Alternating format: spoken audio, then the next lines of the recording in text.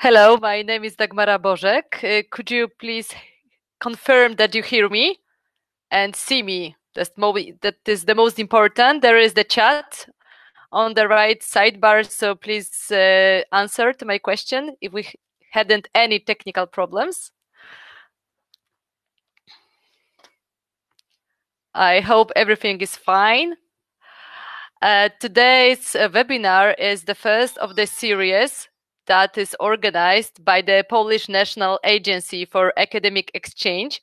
And the whole project is called Ready, Steady, Go Poland, which is for foreign students in Poland. So I'm very glad that I have an opportunity to participate in that project and to tell you a little bit about living and working in polar regions, which is very firmly connected with the polar psychology, very interesting field of science. And I think that there are some association with the situation that we have nowadays connected with the quarantine, the global pandemic, because I'm just joking with my colleagues who also worked in the polar regions, that is similar to the wintering. Which is wintering, I will tell you a little bit after and during the presentation. So the whole title of the presentation is 2 years in polar regions, work and life in isolated, confined and extreme environments. We will discuss it later on. The polar adventure is the main topic. Here is information concerning myself as well. I'm a writer, the member of the Polish polar expeditions to the north and to the south, because I was a member of the 35 polar expedition organized by Polish Academy of Sciences to Spitsbergen, and another expedition to Polish Antarctic station Arctowski on King George Island, far, far away in the south, in the southern hemisphere. I'm also a polar logistic specialist at Institute of Biochemistry and Biophysics, Polish Academy of Sciences, and I work in logistic department as a support of Polish Antarctic station Arctowski. So now I am able to see from the background how the big organization of the whole Polish expeditions look like, which is very interesting, because a few years ago I had an opportunity to see it only as a member, but that was also exciting and interesting. A few interesting information concerning the places we are talking about, because the first one is the Arctic. We will be discussed today about the north and about the south, the Arctic and the Antarctic, which is the whole region, not only the continent of Antarctica, but also as well the South Ocean and the islands around it, because sometimes people confuse those two terms, Antarctica and the Antarctic. Okay, but the first expedition. Hello everyone, I'm very glad that there are so many of you here today. The first expedition I took part in, it was to the north, to the Spitsbergen. It is the biggest island in Svalbard archipelago that belongs to Norway. And the Polish polar station Horsund is located in the southern part of the island. And as you can see from Poland, is in the straight distance, it is approximately less than 3,000 kilometers. And that is not so far if we have a look at the distance to the Polish Antarctic station Arctowski, but it will be in the next slide. So the station belongs to the Institute of Geophysics, Polish Academy of Sciences, which is located in Warsaw, and it is the scientific Polish base that is working whole year round from late 70s till today.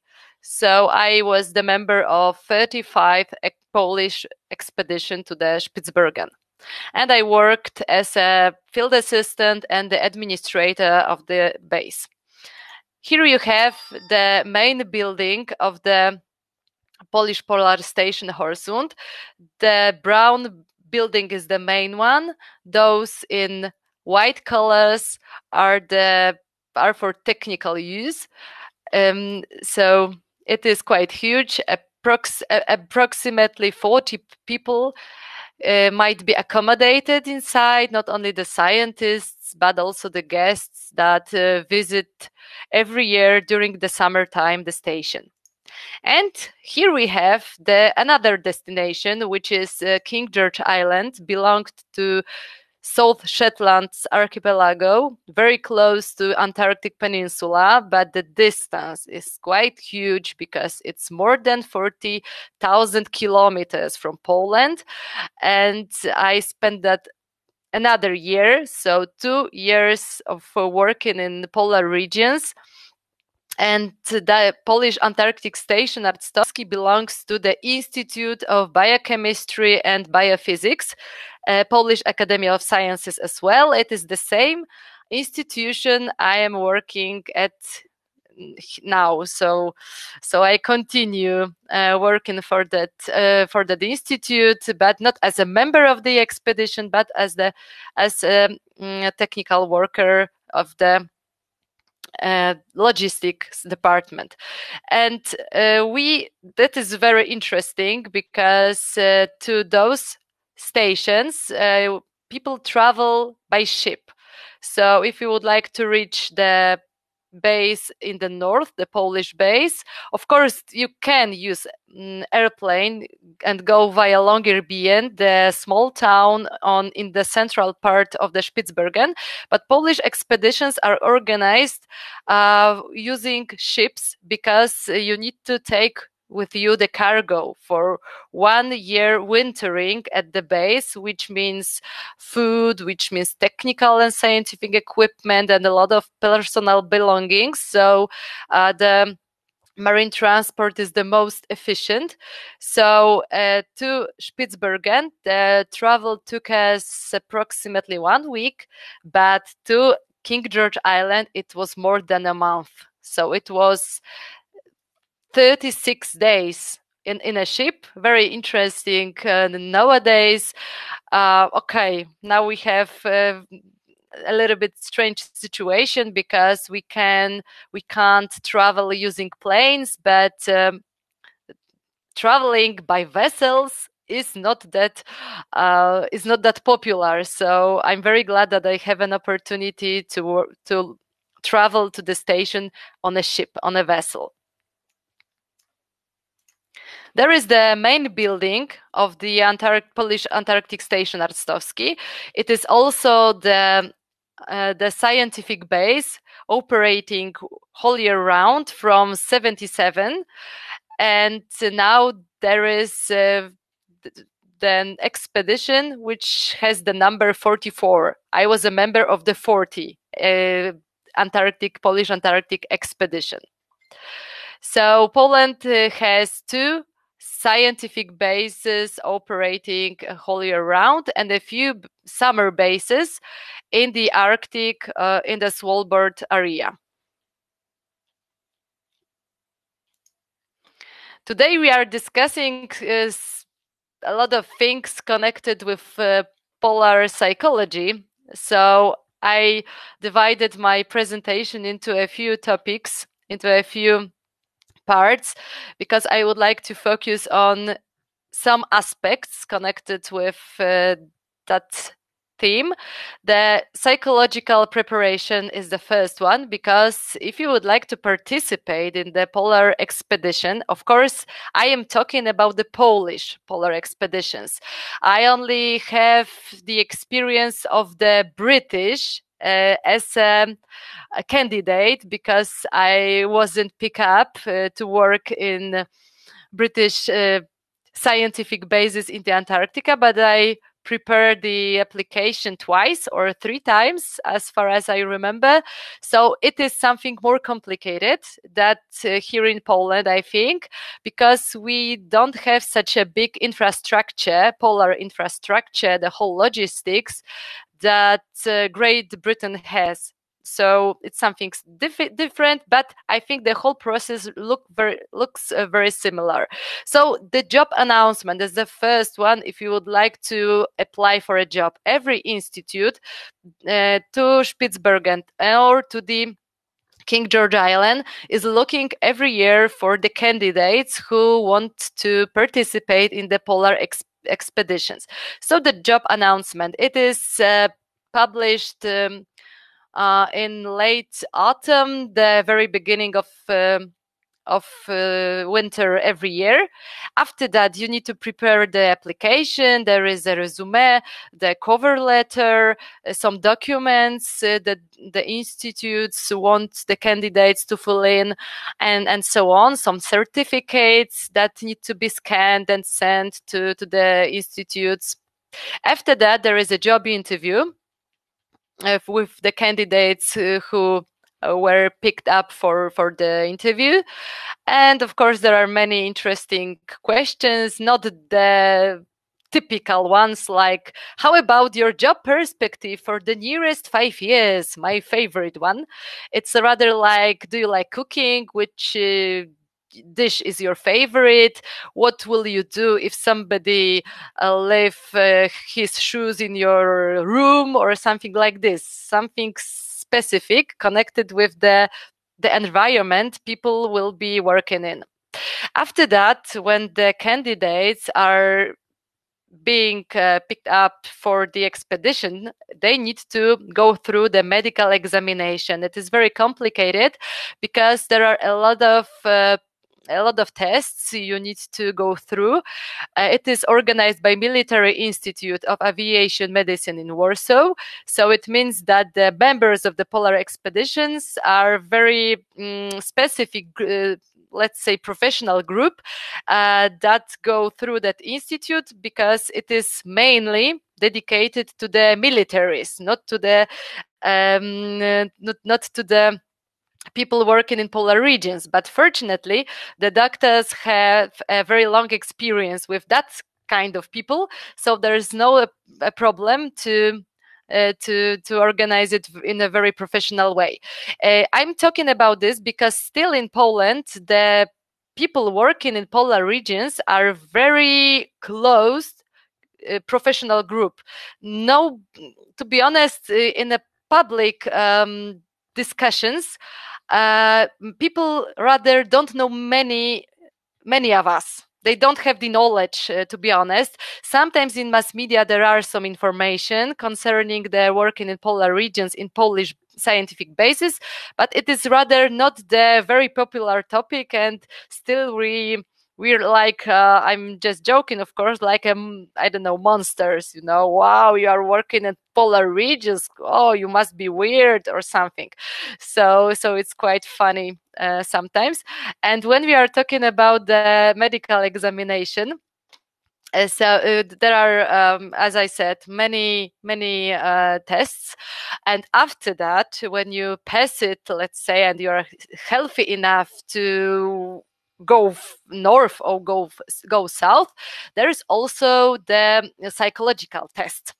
You need to pass, let's say, and after that you have an interview with the specialist about your expectations connected with the working in polar regions, about your mental and physical health, which is very important, because the isolation in the polar regions is very difficult thing to go through for people who have a problem with, for example, being alone in a very close group in closed areas. So it is very specific to the work in polar regions.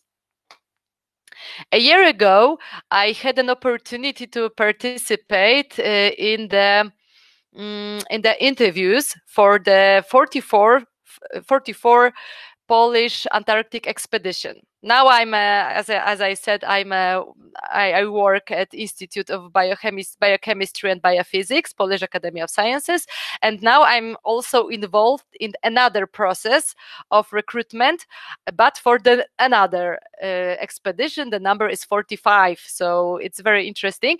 But a year ago, for 2 weeks, we were sitting in that room and interviewing the people that applied for a job in the Antarctic.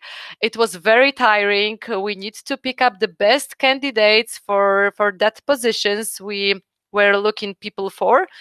But I hope we succeed, because as far as I know, the group that is working now at Arstowski Station is a very nice group, and now in a very good condition, let's say, because they are in the very middle of their stay at the scientific base on King George Island. So if you are working on picking up proper candidates for the expedition, it's like playing with puzzles. As you can see, we prepared a special table on the blackboard or whiteboard, sorry, and put the names, put the surnames, and it was like playing chess, because we have a lot of good candidates, but the qualifications is the one thing, and the second thing is the personality. We were talking with that people. We were discussing their hobbies, their attitudes, their expectations, and we need to pick those who will be able to work in a one group, to cooperate. So, for example, individuals are not the best candidates for working in polar regions. Of course, if you have one group and you have only 1-2 individuals, that's all. That's okay. But people need to cooperate with each other. So, for example, when we are talking about the polar psychology, the best candidate profile is open-minded, sociable person. So they are extravertic, and it is, according to the studies, the typical polar expeditions member. People who work in polar regions aren't sociable. It's something against the stereotypes, because when we are thinking about the people who are working in polar regions, we think that, oh my God, they should be mad, they should be, I don't know, closed. But no, it's not. It's the opposite.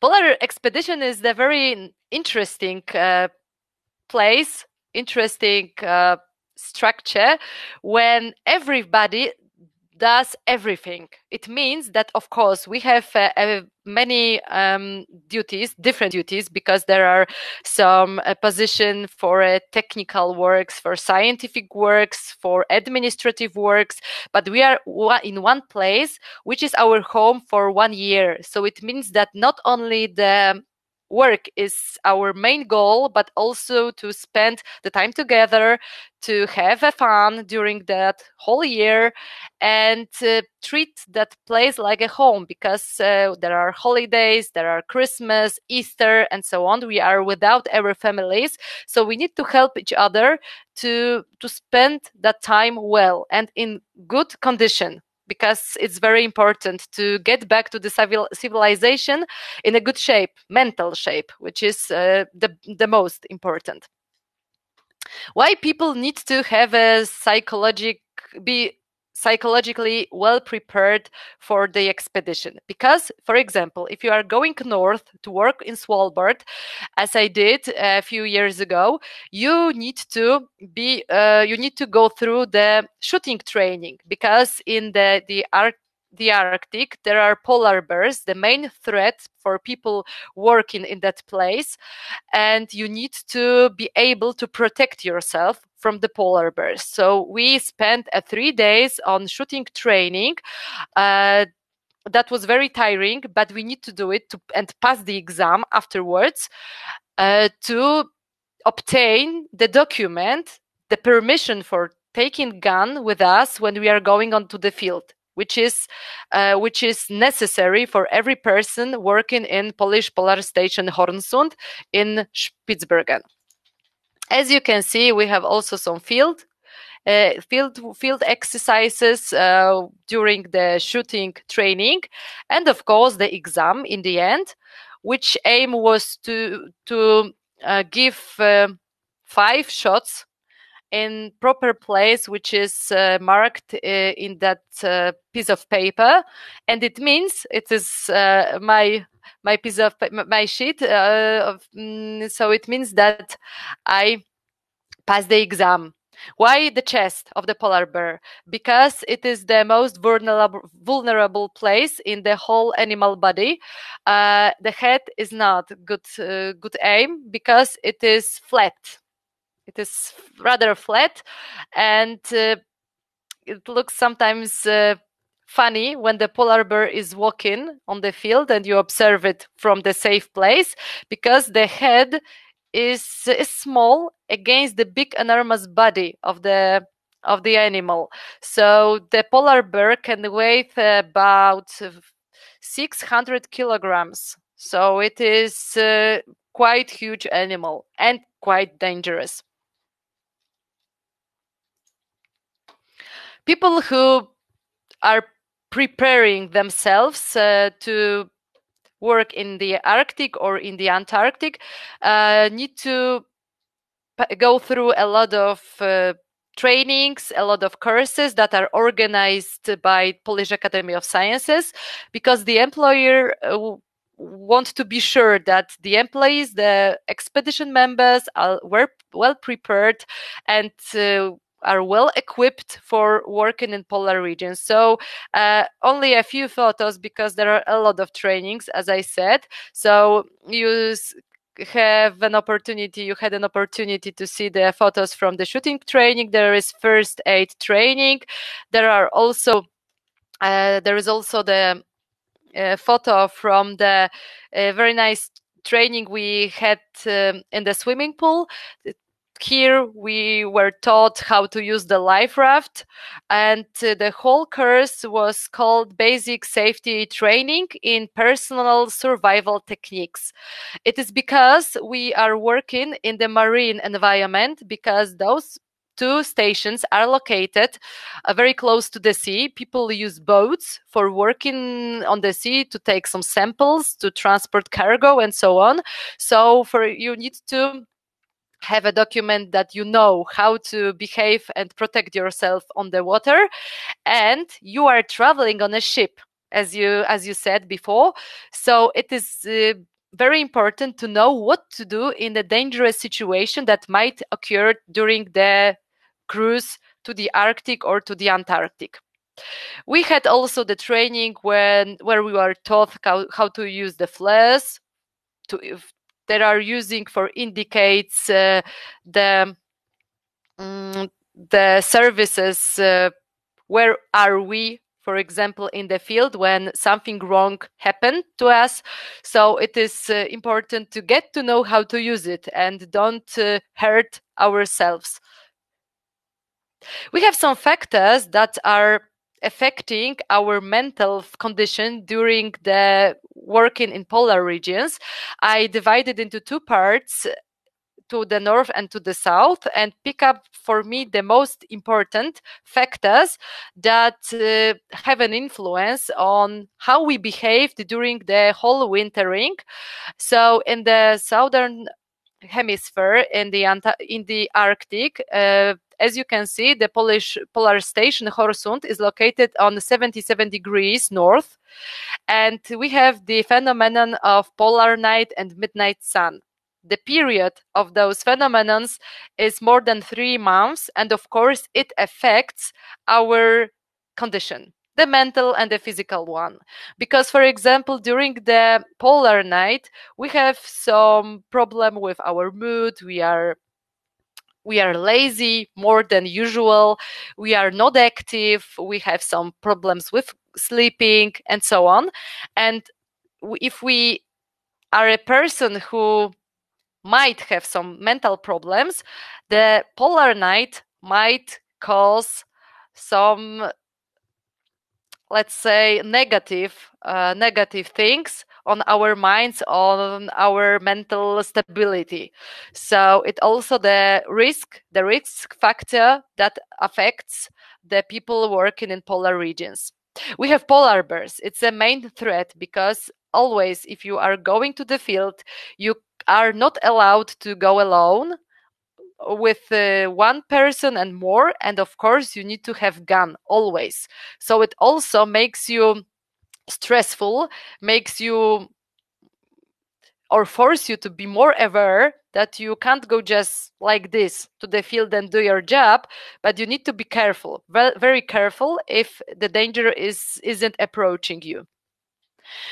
The southern hemisphere and the place where Polish Antarctic station Arctowski is located is not that far south than Hornsund station in the Arctic, because it is only, let's say, the 61 degrees. For example, it means that on Arctowski station we unfortunately can't observe the phenomenon of polar lights, unfortunately. On Spitsbergen, I took beautiful photos of it, but on Arctowski station, not.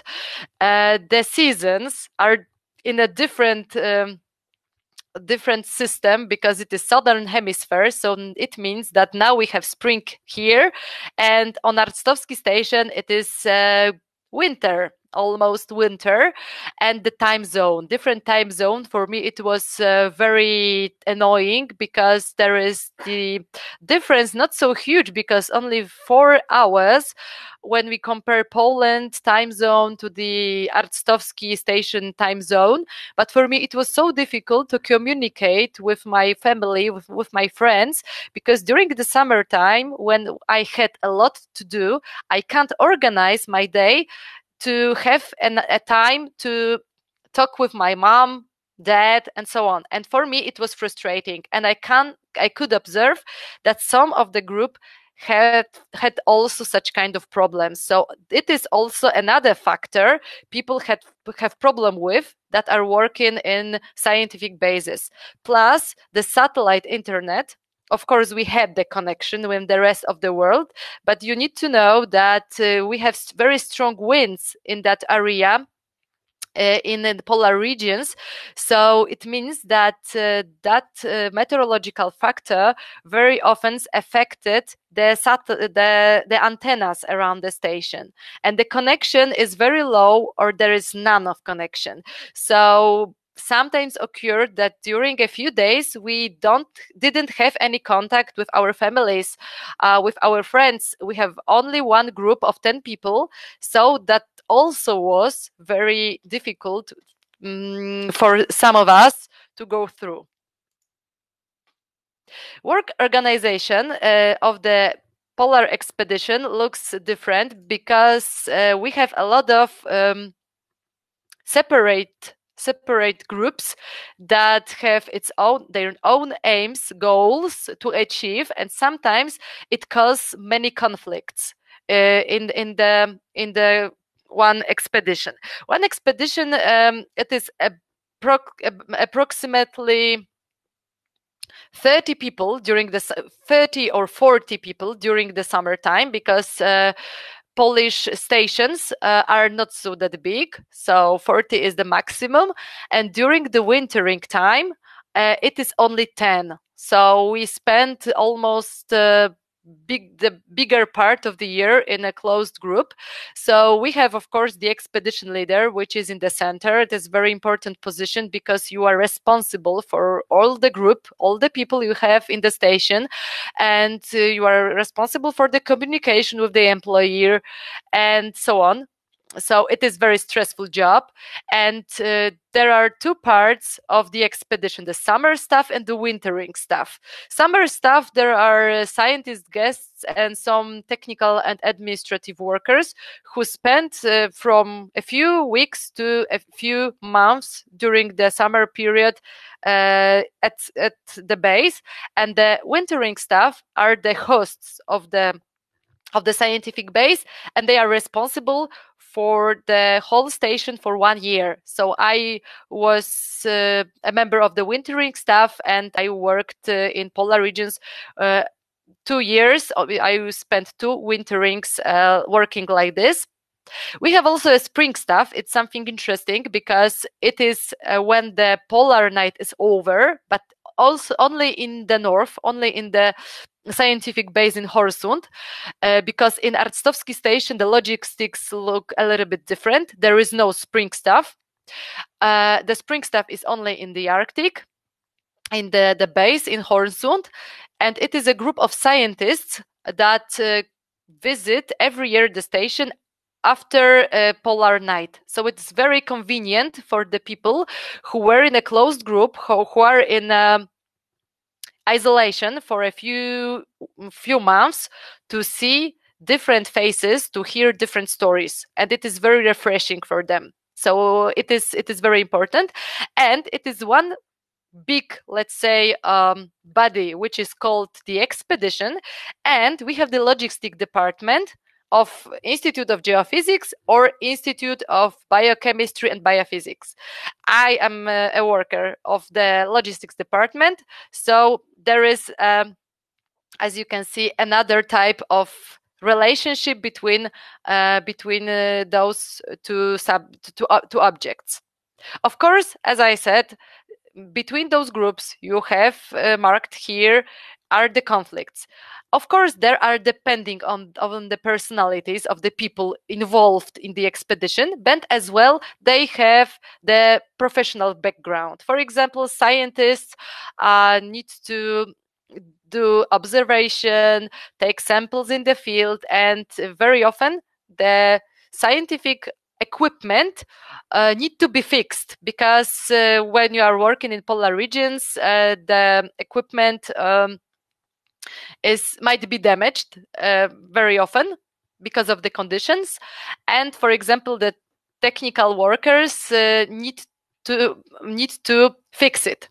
And of course, it is one very popular conflict, not only in Polish base, but also in foreign bases, in American, in British, in Russian ones. And in polar psychology and the study on that field, it is very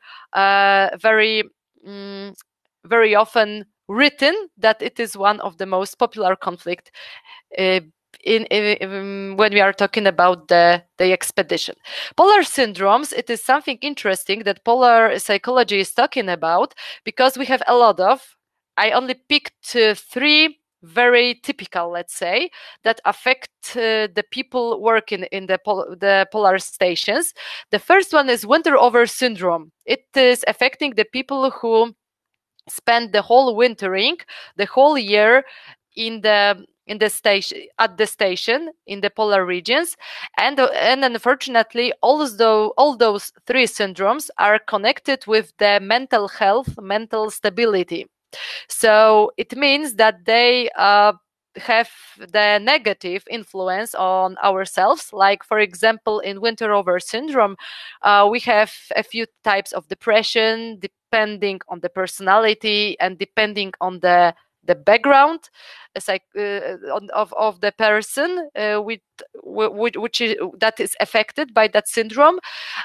Some sleeping problems, irritation, we can't concentrate, we can't memorize information, and we are absent-minded. So that is the first one. The second one is called T3 syndrome, because it is connected with the hormone produced by our thyroid, the organ which is located here, and it is responsible for the metabolism of our organism. So when we have some fluctuations in the level of that hormone, we have a lot of negative emotions. For example, we have the positive mood decline. Very often we are in a bad mood. We might be angry with no reason, or we can have depressive thoughts. And of course, the polar night, the isolation, the close group have a huge influence here on that syndromes. And the third one is called third quarter phenomenon, because in polar psychology, the scientists divided a whole wintering, the whole period, 1 year that people spend in polar regions, into 4 parts. And it means very often that when we have the third part of the wintering, we have the impression that yeah, our mission is going to an end, everything will be okay, we are going back home, and so on. And it is the rise of the optimism. People are in a very good mood, are full of energy. It is the end of the polar nights, so there are many excursions into the field and so on. But there is after that there is a very strong decline, because now suddenly people realize, oh God, it is only the third part, not the fourth part, not the last part of the wintering. So another 4 or 3 weeks, 3 months, we need to work here, and after that, only after that, we can go back home. And that's why we have third quarter phenomenon, and the mood fluctuations are very, very typical for that phenomenon, disorientation, and the social tensions, unfortunately, in the group of the people that overwintered in the base. I remembered very well my first wintering in Spitsbergen, and we experienced that. We had a conflict because of nothing. When somebody was in a bad mood, he or she show it. Nobody wants to hide it from the rest. So it is very difficult, because you spend 24 hours every day with the same people, and even if you have a big argument with somebody, on the next day you are sitting in the same table and eating the same breakfast. So you need to produce a special attitude toward that kind of situation. So it's very good if you are able to put things straight, if you can explain why you behave like this. When you rather are open-minded and positive person, it helps a lot. So sometimes that emotional and psychological background at the station is producing a big tension, big pressure on the people that work in the station. Group development stages, another thing connected with the polar psychology, because we can observe a few stages. It is like real development. I here describe the 2 lines, the Arctic Hornsund and Antarctic Arctowski, because June, July, and October, November, it is the summertime in northern and southern hemisphere. So it means that at that months, the groups are changing. So the old group is going back home, and the next one is arriving. So it is very very busy time, and it is the end and the beginning of the something new. And if we have the time when the groups are changing, the first part is connected with the anxiety and new experience. People are curious, people are very sociable, they wanted to learn a lot, they are in a very good mood, they have positive attitudes. After that, it is during the wintering, we can observe the monotony, routine, and depression. Routine is very important. It is something we have here nowadays because of the pandemic and because of the quarantine. When we are talking about the polar expeditions, we think that it is something like the Scott or Amundsen adventures. No, it's regular, normal job, and it is very, very monotonous. I think that we have different image in our mind when we are thinking about the polar station, but it looks like this. Every day is the same. We count the days during the wintering just because we remember the names of the dishes. For example, on Monday we have tomato soup. On Wednesday we have, I don't know, spaghetti. And it is the way of counting the time at the station. Of course, people are marked some signs in the calendars. They are, I don't know, taking some notes and so on. But every day will look very similar to each other. And in the third part, the third stage is connected with euphoria, because we are going home finally, and immaturity. Why? Because after more than half a year in the polar region, we have the attitude, I know everything. I'm experienced. I experienced person. I know what to do in difficult field condition, but not. That's why immaturity. We forget to take weapons when we are in the Arctic and go to the field without it. We go alone. We don't use the radio phones and so on. That's the factors connected with immaturity. And unfortunately, when we are talking about some medical serious cases during the winterings, they very often occurred in the end of the winterings, because people think that they know everything, and they are so experienced that they don't need to be obeyed to the rules. And as I said, we are all the time talking about the isolated, confined, extreme environment. It is the term that is describing the polar environment as a one topic. We have a few important events during the whole wintering that indicates how the time is going, and that something is changing in the behaviors of the group and of the individuals. We have, of course, the end of summer, when the summer group is going back, and the beginning of wintering, when the one group of 10 people is staying alone in the scientific base, and they have the impression, wow, now we are alone and there are no people from the summer group to disturb us. That's the feeling. Of course, the polar night, which affects very often the people, the beginning and the end of the polar night. Summer group arrival, wow, new faces, new stories. It's very important.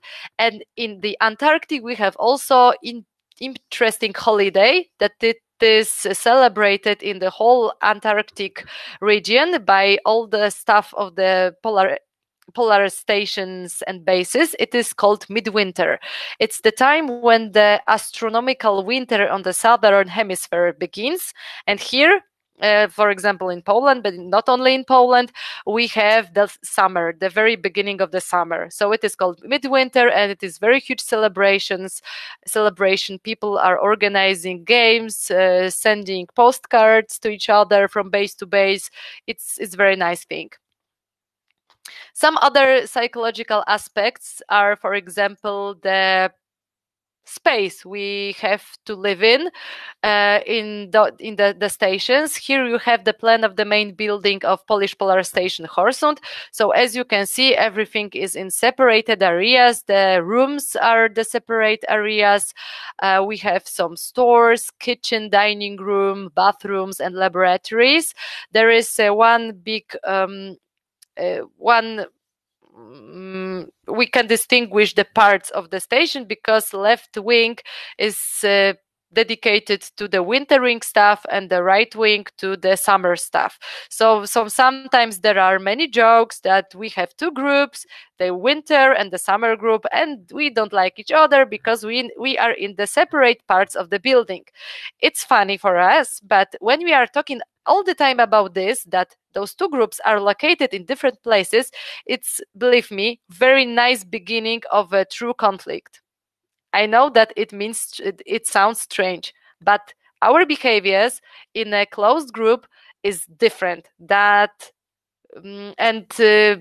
we are thinking about our behaviors here, there is no connection very often between them. When we are talking about the working and the polar base, we have the impression, okay, I will do the scientific job, the administrative work, and I will do something on the computer, I will send emails and so on. Yes, of course, it is one side of the work. And the second side is, ta-da, you have a lot of dirty job to do, because there are a lot of physical work there.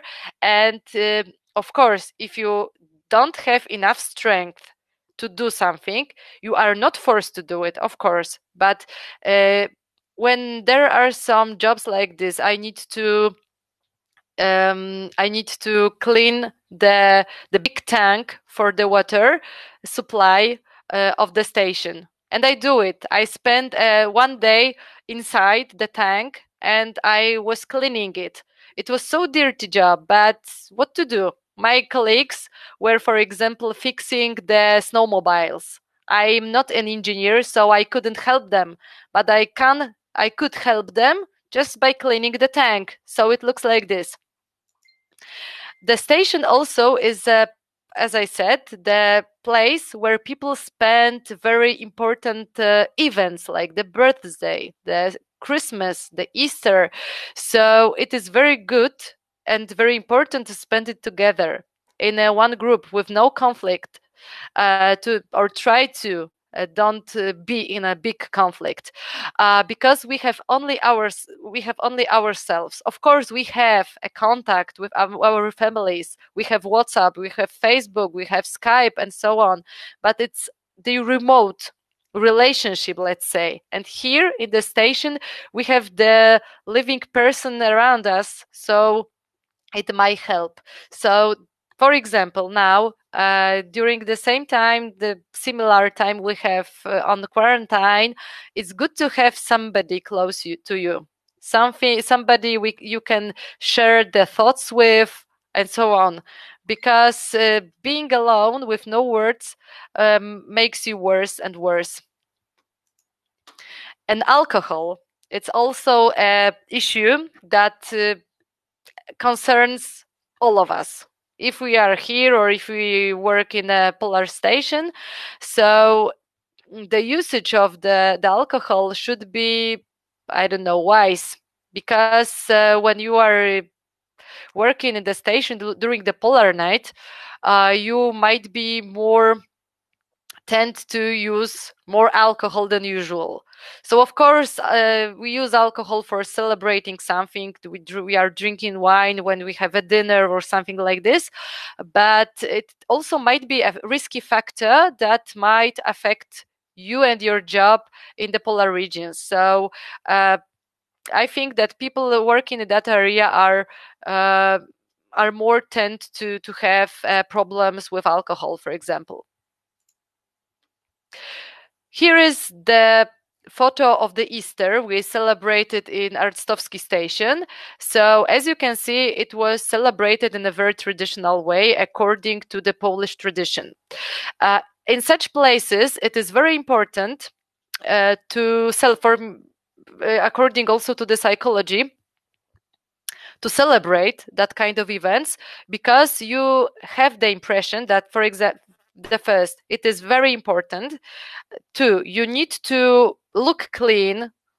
You need to dress something elegant, which is very important, because every day in the station we rather wear some sport clothes. So now we have white blouses, the women have skirts, and so on. So it is something different.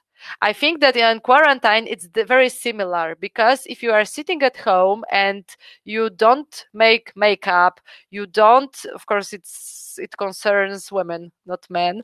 And if you, I don't know, every day wear the same clothes, it affects your mental health as well, because you have the impression that nothing has changed, that the situation will be worse and worse. So it is very similar. So sometimes it is very nice to have an occasion to celebrate. If there is no occasion, just imagine the occasion. For example, the carnival we had on Arstowski station, it was just a moment because we didn't plan any big party because of the carnival. And in one evening, my colleague came to me and said, Dagmara, we have the carnival, maybe we will do a party. Okay, why not? So in a 30 minutes time, everybody was prepared for it. Everybody took something to wear, interesting one. As you can see, I'm in the middle of that photo, and I wore pajama. It was seal pajama because I didn't have any interesting to wear for the carnival. But as you can see, it was just a spur of the moment, right? So I think that searching for such kinds of occasion that might make your monotony a little bit more interesting is a very nice behavior to deal with the monotony, with the quarantine, with working in polar regions. And I like that photo, but I would like to say you also about some sexual backgrounds or the topic of the sexuality in the closed group, because it is also a very important important issue, and the polar psychology as science is working on it all the time. There are many studies on that topic because people in the closed group, and now we have mixed group because women and men are working in the polar regions, in the polar bases. So there is no male expeditions like it used to be some years ago. So it also caused different behaviors, different psychological attitudes among the people towards each other. So, and of course, it might cause some conflicts between people, but it doesn't mean that if you had only the male expeditions, there was not such kind of conflict. They were, but maybe that times people didn't discuss it. It is a typical room of the person working at the station. It is approximately 5 square meters. So it is not a big area, but it is the private area. So it means that if you are working at the station and have your own room, it's only yours and nobody can enter it without the permission. So when we are in a place where there is not enough space for everybody is taking care of their privacy. So living in small areas and closed areas is a challenge. Now we have to face, for example, the same situation.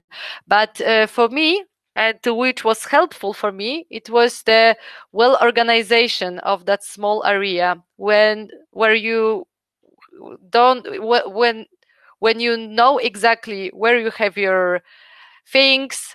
There is not a big mess inside. When you organize the area according to yourself, according to your needs, it's very important. And of course, very important thing is to organize also your day. Even if there is a lot of monotony, it is very good to do all the time something. Reading books, I don't know, listening to the webinar, to the music, talking to somebody. Because if you don't do nothing, it affects you a lot. So, for example, when we are searching for the candidates to another polar expeditions, one of the most important question to them is, do you have some hobbies? People who have hobbies, who have interests, are able to spend well the time in the stations. Because during the free time, when, for example, there is a huge storm outside and there is no opportunity to go outside to a field for excursion, and you need to sit in one place for a few weeks, I I experienced that. I was sitting in the base for 3 weeks because of huge storm we had. So you need to organize your day, even if if it is similar with each other, with the tomorrow and the yesterday. You need to organize it. You need to wake up in the same time. I don't know, go to bed in the same time. It's like the rhythm. You need to have it if you would like to be in a good shape, mental shape. Going to the field, it's something we can't afford now, but in the polar stations it is nice because, for example, it is the first connected with the work, the scientific work, and of course it with the recreation. We can spend a lot of time skiing, I don't know, walking, climbing, and so on. We have a nice contact with the nature, and it is very refreshing. For me, it was a lot of nice projects. Also, it is a good solution for the monotony. For example, thanks to internet nowadays, we can participate in webinars like this one. We have the conferences, even concerts, some trainings, and so on. So if only we want to do something with that free time we have, we can do it. So, for example, at the stations, we did the same. We, for example, were involved in many educational projects, like that with that small bear, little pink bear you can see on the photo, because one school from Poland sent us that bear. It was funny because we were in the southern hemisphere when there are no bears, only penguins. So we prepared a big project that polar bear visited the Antarctica to see the penguins, and we prepared a big gallery of photos with the description and so on. Some people from our expedition were involved in that project, so it was something new. It was something that made us more active, more creative. Learning as a way of spending the free time. Here we have the photos of the what? They are writing the Russian test because I also I'm a Russian translator and give the classes online. So as well, I taught my colleagues Russian language, and from time to time they were writing the test. So I think that during the wintering, they spend their time with me and myself as well in a very nice way, because we were learning together foreign languages, and we checked our knowledge by testing. So it was very nice and very useful, because some of my colleagues now use the Russian language in professional purposes. So living in one place also is according to the typical daily activities, like cutting the hair of your colleague, which is not good option because I'm not I'm not a good hairdresser. You are cooking because there is a place where you live, one place. So it is very nice to focus on your own daily activities, to do it as good as you can, and not think too much. Sometimes that might be useful, because when you are thinking that, for example, you are in a closed group very far from home, there is not safety area around you, there are polar bears and so on, so that might make you a little bit stressful. So it's the better option is to focus on something else, how the nature is beautiful around you, what on how many interesting things around you you might learn. for example, at my first wintering, I obtained the knowledge connected with search engine optimization, with the online marketing, and thanks to it, when I came back home from the first wintering, I got a job in the area on online marketing.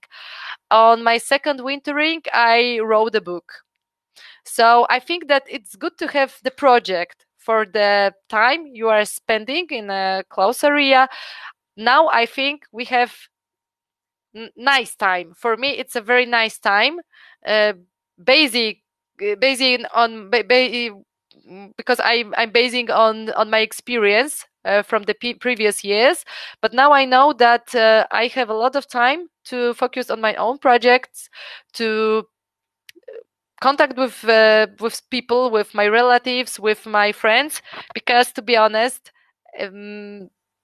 we are so busy that we even haven't enough time to make a phone call to our friend, to our mom, dad, or something. So I think that maybe that time might be useful for many of us if we, of course, would like to see the value in it.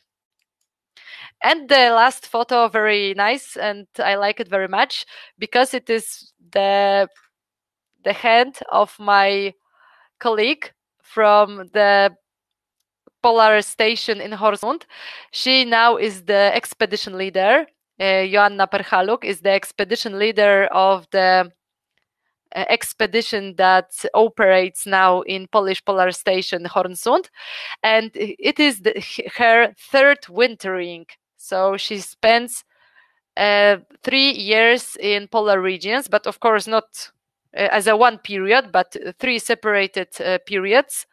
And one of her methods to cope up with the polar night, because during the polar night, especially, there are almost no colors around you. You have black and white, more or less, when you are going to the field. And she did manicure, so colorful to improve to improve her mood, and it helped, as well as the cups she was preparing by hand on her own, and it was a gift to the rest of the colleagues from the expedition. So I think that it's very nice to have our own methods to cope up with the difficulties, the difficult situations, in, of course, psychological meaning. If you would like to wrote me something, ask me for something, there is my email address you can use. And now we have a time for asking questions. So I'm here and you can use the chat for it. So don't hesitate and don't worry to ask me anything. I also got an information from the people who organized our today's webinar that the recording would be available at YouTube channel. I think tomorrow. So if you would like to pass it to the people that might be interested in it, just do it. We will be glad. So you can watch it once again as you wish.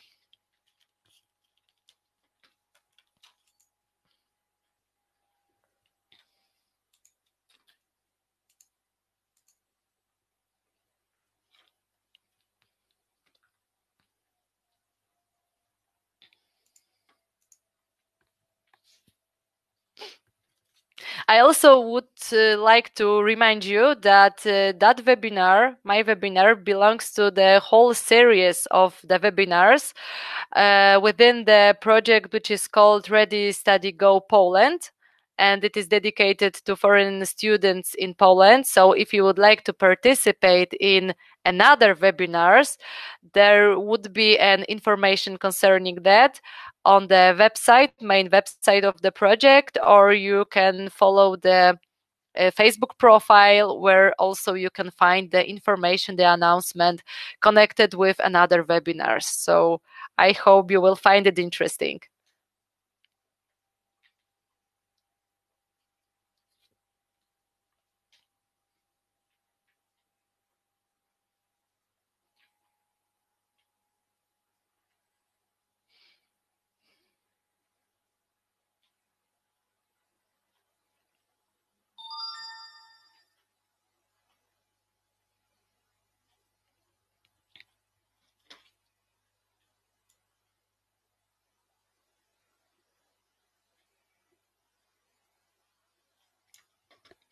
I have one question, which is, can you tell us more about the psychological test, please? Of course. I must admit that it is typical psychological test because it is dedicated not to polar expedition members, but to people who are working in difficult conditions, difficult in mental and physical meaning. So there are a few groups of questions. I think writing the test took us about 1 hour. And that was the question, for example, our behaviors in a dangerous situation. How would we behave if, for example, something sad, something wrong occurred to us? And there was only no question like yes, no, I don't know, but it was there was a scale on which we need to mark our attitude. Let's say the first one was very bad, and the beginning of the scale and the ending of a scale was very good. So we need to just put our attitude somewhere between, or in the beginning, or in the middle. Very often that questions were repeated during the test, but in a different in different style. So we were asked about the same, but using different words. And it was for that if we are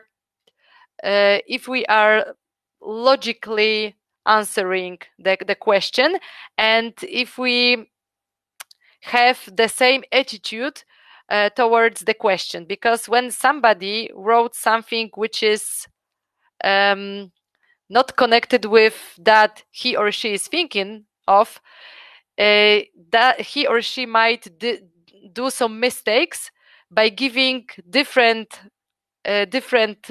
answers to the same questions.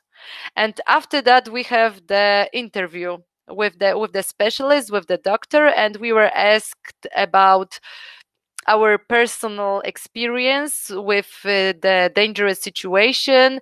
How would we behave if something wrong occurs to our relatives, and so on. So it was rather not like the consulting with the specialist, but we were just asked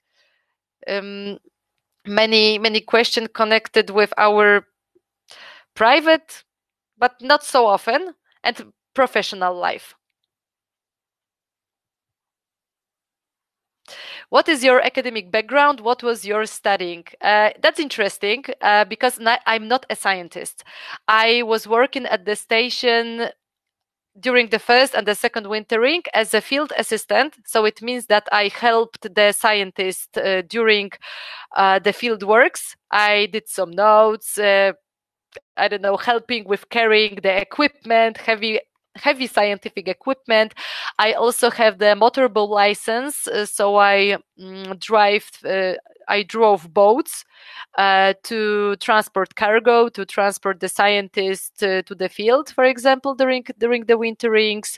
And I was the administrator of the station, who is the kind of a host, like you are, I don't know, helping newcomers to organize themselves in a new place. You are when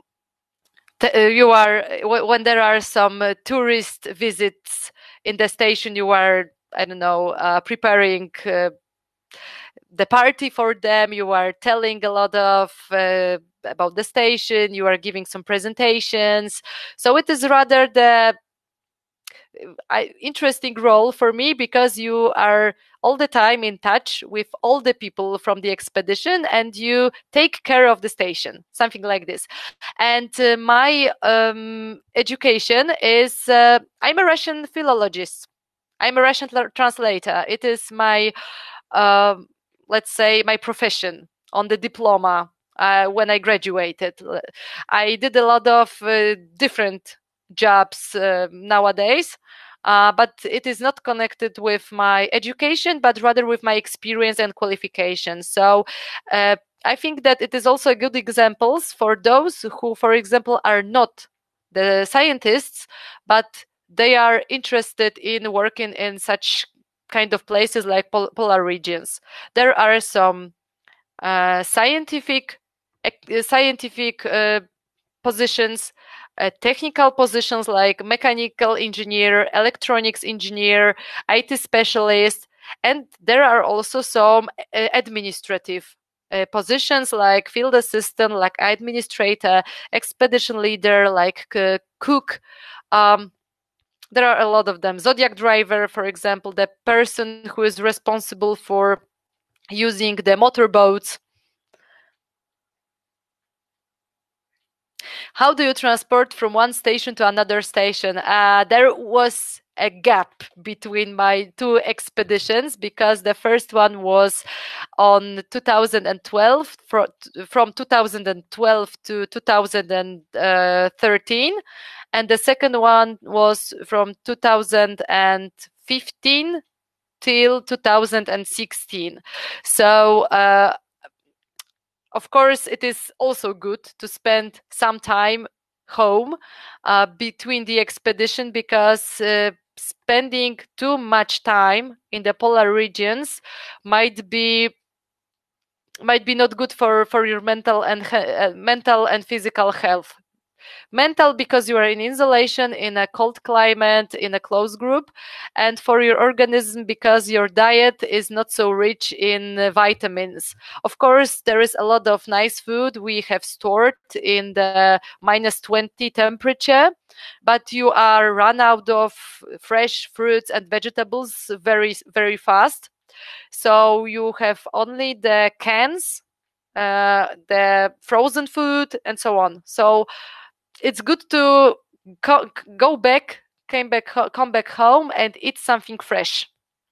So when we are talking about the transportation, a way of transport to those stations, everything is organized on the vessels because of the cargo, which is very huge, because of the personal belongings of the expedition members, and of course now, when we are traveling to Arctowski station, which is far south, we use not only vessel, but the aircraft, the plane as well. So now the route looks like this, that people are transported by plane to South America, to Santiago de Chile or to Punta Arenas. And from those two destinations, they are traveling on a ship to the station. So it took not 1 month, but 11 days, let's say. Who can apply for that? I think that everybody, because as I said, you don't need to be a researcher to work in the polar station. You can some scientific jobs, like we have, I don't know, some people who are responsible for the monitoring, the ecological monitoring, for working on glaciers, that they took some samples of the snow, they I don't know, measure the piece of the motion of the glacier and so on. And you need to have scientific knowledge for that, but it doesn't mean that you need to study something that is very, I don't know, close with the area you are working in. Okay, if it's not, if it is it nice if you graduated and studied oceanography. Okay, but if you are not an oceanographer, but you did a lot of work on the vessels, you have a good marine experience and have qualifications, you are also a good candidate for taking that job. The same is when you have technical skills and technical knowledge of IT, of mechanics, and so on.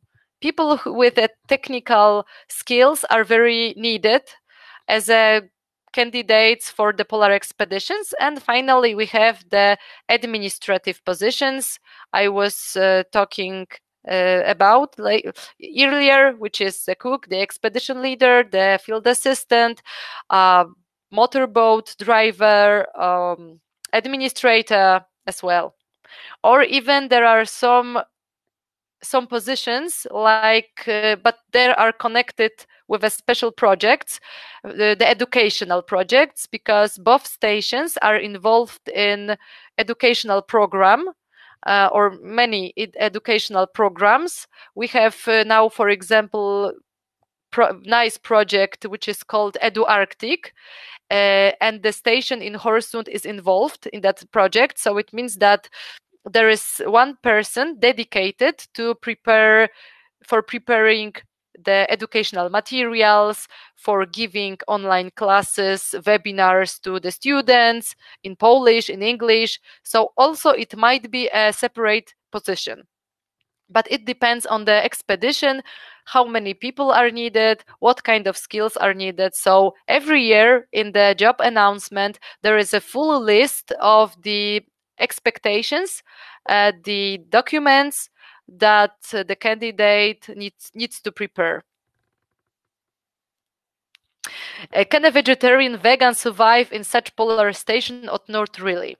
Now it's not a problem. And the attitude is, if you're a vegan or a vegetarian, that okay, because it's not important what you eat, but what kind of qualifications you have. So if you are a good candidate, that is the most suitable for the position you applied for, we don't care what is your diet. Of course, it is not a factor that might be disturbing. We just only prepare a special products for you when we are preparing the whole list of the products that need to be sent to the station. We of course put on the list more products that might be healthy for you. That's it. And of course, the people who are working like as a cooks on the stations also are aware that there are people who have different diet, and they are well prepared for it. Only the factor that might be problematic, and it's the allergy. When somebody, I don't know, can't eat gluten products or something, yes, that might be a problem, because there is one kitchen in the station and there is no possibility to prepare in a separate place the meals for one person. So, but I think that it depends on the individual case, and it is discussing with the candidate case by case.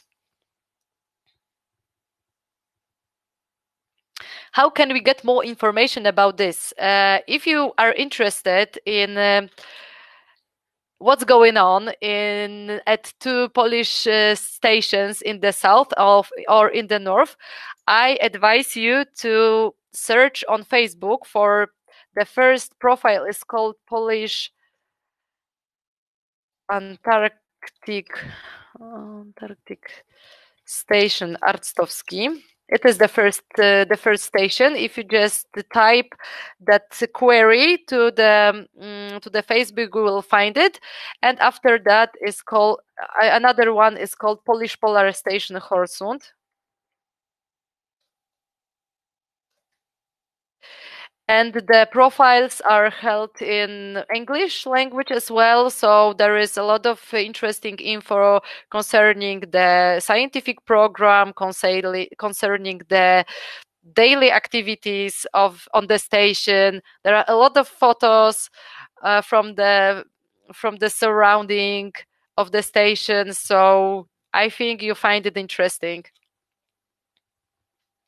And I think that it is the nice source of information. We have, of course, some website. There is also English version as well, but it is like a few pieces of information. That's it. Facebook is more lively if you are interested in more details.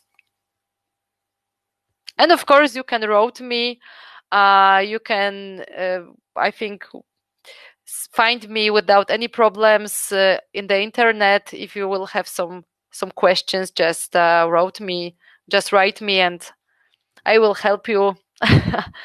I will give you some information as well. Okay, I think that it is a high time to finish our presentation. Yes, yes, yes. So thank you for participating in my webinar. I hope you like it. And I invite you once again for the next webinars organized by the Polish National Agency for Academic Exchange. Thank you so much. O, spasiba wam za участие.